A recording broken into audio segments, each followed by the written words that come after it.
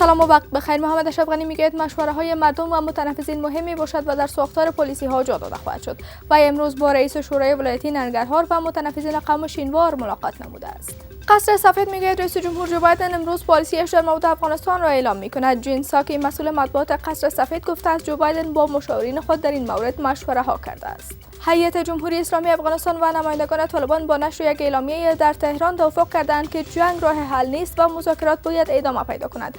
در اعلامیه دو طرف تخریب تأسیسات عام المنفعه را نیز تقبیح کردند. امریکا میگوید از حکومتی که در افغانستان به زور بیاید حمایت نمی‌کند. وزارت خارجه ایالات متحده گفته است حکومت زور به جهانیان مشروعیت نداشته و نخواهد داشت. و مقامات از بیرون شدن بیش از 32,000 خانواده در 25 ولایت کشور از اثر جنگ خبر می‌دهد. غلام بهاءالدین مجروح وزیر دولت در امور حوادث میگوید تلاش دارند برای بیجا شدگان کمک رسانی کنند.